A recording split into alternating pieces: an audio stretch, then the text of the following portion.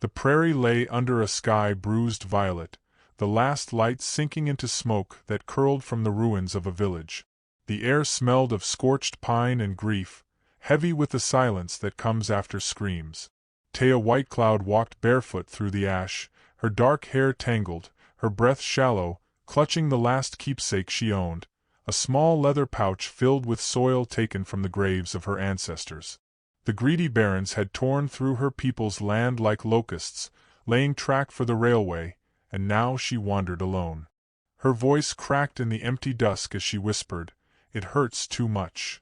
Each step seemed to drag her deeper into the hollow of herself, and still she kept walking, guided only by instinct, until a lonely cabin light flickered in the distance. She hesitated at the door, hand trembling, shame gnawing at her pride. To knock was to admit need, and she had been taught that dignity was the last thing one must never surrender. Yet the night was cold, her ribs ached from hunger, and the world had given her no mercy. She pressed her knuckles to the wood. A moment stretched, filled with nothing but her ragged breathing and the hiss of wind across the plains. Then the door creaked open. A man filled the frame, tall as a barn beam, shoulders broad from years of labor. His face was shadowed by the lantern light behind him, but his voice reached her, steady and low, carrying no judgment. "It hurts too much," she whispered again, as though repeating the truth would lessen its weight. He studied her with eyes the color of storm clouds, then answered with quiet certainty, "I'm here to hold you." She nearly turned away. Pride still fought against need, but her knees buckled. Before she could collapse, his arms caught her, lifting her with surprising gentleness. Inside the cabin, warmth wrapped around her like a forgotten memory. The scent of wood smoke, the creak of old boards, the low hum of a lantern, all felt impossibly safe. He set her near the fire without another word, placed a loaf of bread in her hands, and poured tea without asking questions. She ate slowly, suspicion narrowing her eyes. Most men she'd known wanted something when they gave. This one only offered silence, and silence was harder to read. He was Rowan Hale, a name she had heard whispered in town, a wealthy rancher with land enough to graze 1,000 cattle, though he lived alone as if the world had narrowed to the edges of this cabin. He did not ask her where she came from, though ash still clung to her dress. He only laid a quilt beside her, boots by the fire to dry, and nodded when she looked at him, as if to say, "Stay, if you wish." That night, sleep came uneasy. She woke once to the sound of his voice, soft, humming an old cowboy lullaby at the window. He thought her asleep, and she wondered why a man with so much still sounded lonely.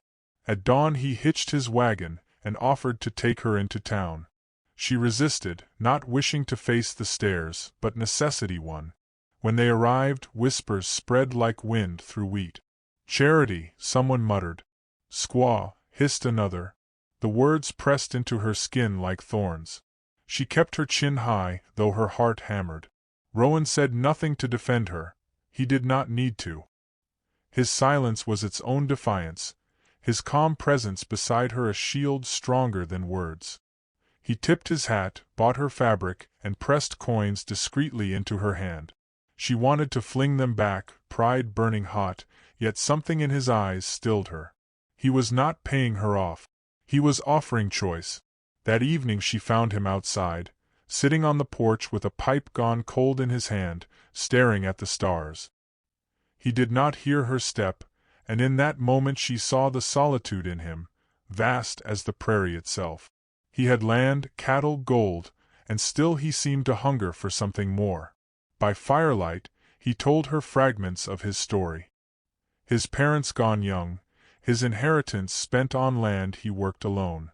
He had no kin, no laughter in his halls, only the echo of boots and wind. She listened, and when her turn came, she spoke of her people, of children's laughter once carried on wind, of songs sung in the evenings, of fires now extinguished. They sat in the long silence after, hands close enough to touch, neither daring to cross the space. Outside, thunder rumbled as if the world itself leaned against the walls. The storm broke hard.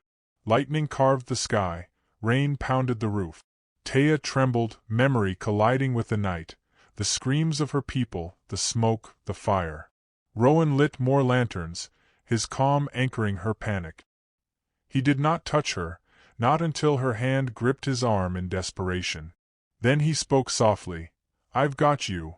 She clung, breath shallow, until the storm passed, and when the silence returned, something between them had shifted. Days turned into weeks. She helped mend fences, fed horses, learned to walk his land as if planting her own route. He never commanded, only stepped back and let her lead when she wished. Townsfolk, once sharp-eyed, began to soften. They saw her strength, her quiet dignity. She found herself laughing once, sudden and startling, and Rowan's smile at the sound was worth more than gold. One evening, she discovered he had carved a symbol of her people into the barn door. The gesture undid her, an offering, a promise that memory would live here too. She pressed her palm to the carving, tears hot on her cheeks, and when she looked at him, he only nodded, as if to say, "You belong." Love grew not in declarations, but in the steady pulse of every day. In the way he draped his coat over her shoulders without comment, in the way she mended his shirt and folded it at the foot of his bed. They rarely spoke of feelings, but one night she whispered, "It still hurts, but not as much." His only answer was to take her hand, rough palm steady against hers, and hold it until sleep came. But peace is never without shadows. The barons came riding by, sneering at the sight of her working his land. Their eyes were knives, their words laced with threats. One day they confronted Rowan outright, demanding he send her away or lose the contracts and favors that made his fortune. Taya stood frozen at first, fear clashing with rage, until something inside her broke free. She stepped forward, voice clear and unshaken. "You took my land, but you won't take my dignity." Rowan moved beside her, not in front but shoulder to shoulder. His arm slipped around her, not to shield but to stand equal. "She stays," he said, voice iron. "This is her home as much as mine." The townsfolk had gathered, drawn by the confrontation. At first, silence stretched. Then a murmur. A nod. One by one, they stepped closer, some out of respect, some out of defiance against the barons. The balance of power shifted in that quiet way revolutions sometimes do, not with blood, but with presence. The barons, their power fractured, turned their horses and rode away, dust rising in their wake. Days later, under an open sky washed clean of storm, Taya and Rowan wed. There was no preacher, no altar, only the prairie itself. She carried the pouch of soil from her homeland, and as they joined hands, she poured it into the grass at their feet.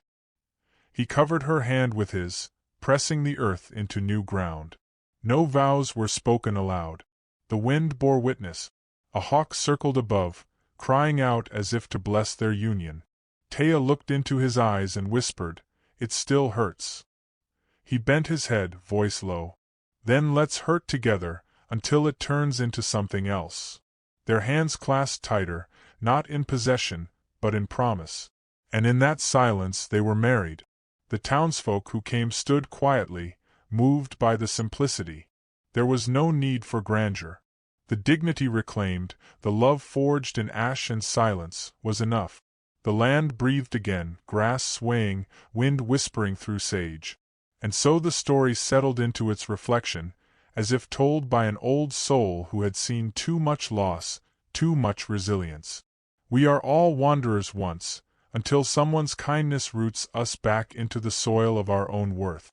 And sometimes, the hurt that once hollowed us becomes the place where love can take root. If ever you find yourself among ashes, remember, ashes can feed the wildest blooms.